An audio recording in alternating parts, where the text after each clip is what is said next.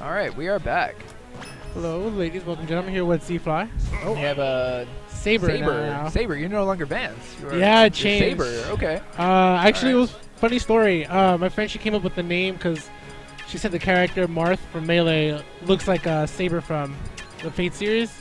Oh, okay. So she's just like, oh yeah. So I was like, I don't really see it, but whatever. I'll stick to it. And I told her if I win a match, I'll keep it that way. But if I don't, whatever. So I won my match against Nexus. So I just like, okay, fine, I'll keep it. Whatever. Okay. So this is looking like a Akito. Is this winner's side or is this loser's side? Yeah, I think this is winners. Losers? Okay, loser's never side, mind. okay. Oh, okay, Akito lost to K9. K9. Which is a respectable loss. Yeah. We're going to see some Akito not joining at all this definitely. set. No Pac-Man. No Ryu. He's going straight I do to love his Diddy. Pac-Man, man. I do love his Pac-Man. That's one I thing think his Pac-Man's very trolly. Yeah. And then we have DeathBat of A2. Okay, so I think A2 DeathBat. I think what DeathBat's going to probably be looking for is just being very careful with Akito because, like you said, Akito's very trolly and he likes to go for that quick little troll and then he catches you off guard. Well, that's from what I've seen. Akito's very trolly when it comes to like his Ryu and his Ryu not so much, but definitely his Pac-Man. With his Diddy, he's very defensive. He's just gonna be so patient. He's gonna chuck the banana. He's gonna wait for you to pick up the banana and then punish you for picking up the banana. Just like and then you if said, you man, don't pick up the banana, he's gonna get the banana, and then he has the best projectile in the game. Yeah, and just like you said, man, he already picks up the banana already. Like he's going ahead and pulling off. Yeah, very nice defensive play. And that's gonna be like his bread and butter. That is going to be his bread and butter. He's just gonna rack up damage that way, and then get you into a point where you're at kill percent. And then do the same exact thing, except now use a kill option.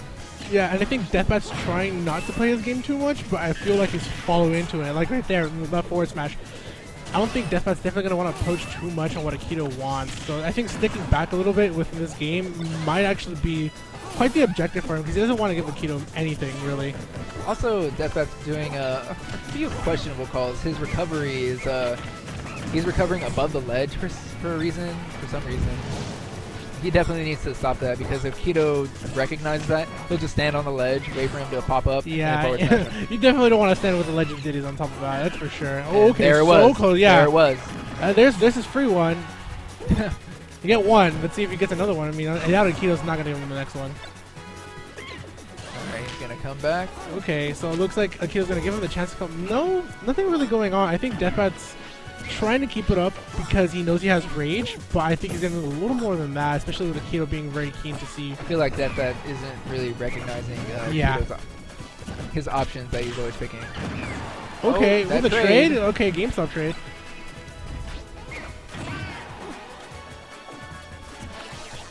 Oh, okay, yeah. Greedy dash attack. I'm not sure what he was going for there. That would not have killed. It would have just sent him off the stage.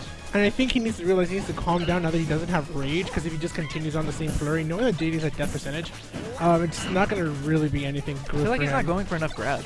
Yeah, that's definitely it. I think he needs to pull out a little bit more grabs. I agree with you there. Like, he's prioritizing the banana just a little too much.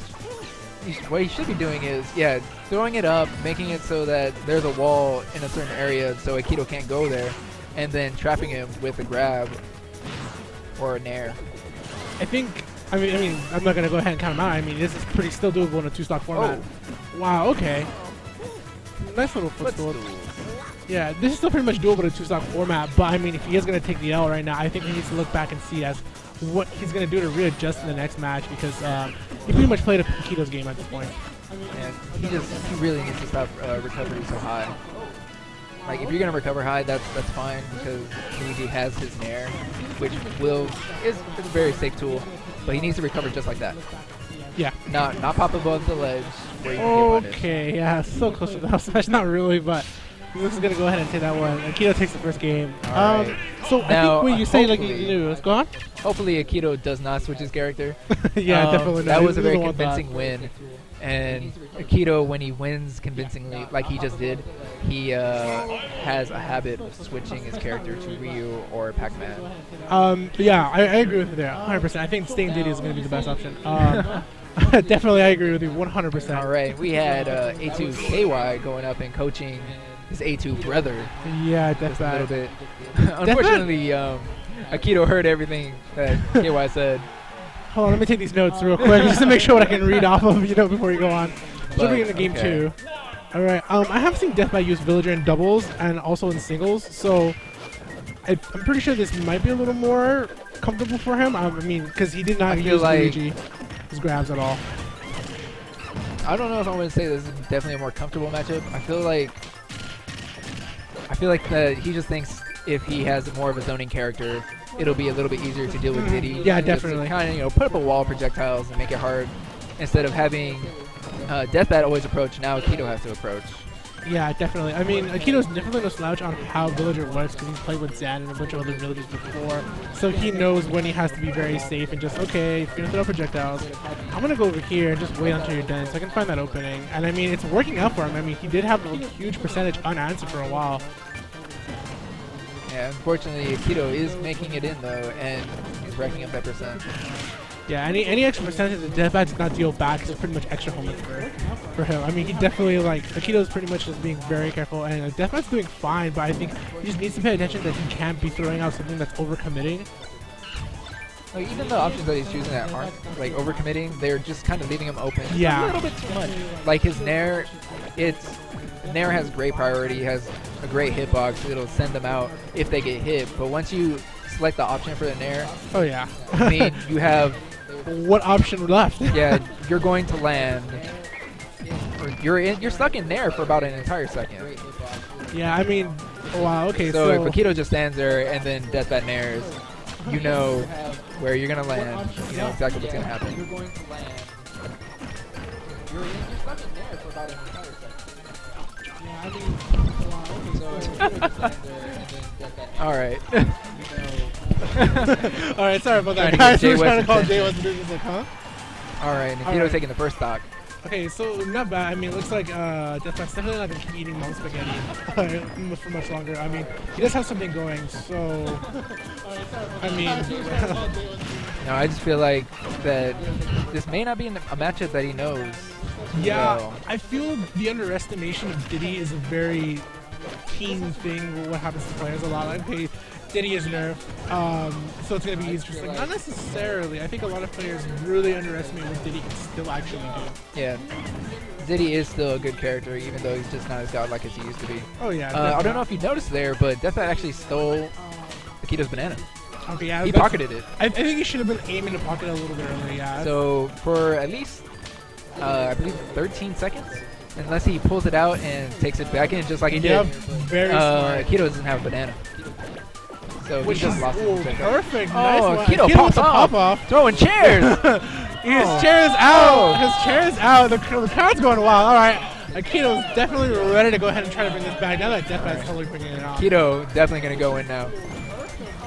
All right, taking out. Smart move, like what you said. DeathBat's definitely pulling it out. Yeah, he's just making sure that he stole Akito's banana. Yeah, removing that option is very, very instrumental in this matchup right now. I mean, and DeathBat looks like he's doing pretty well. Okay.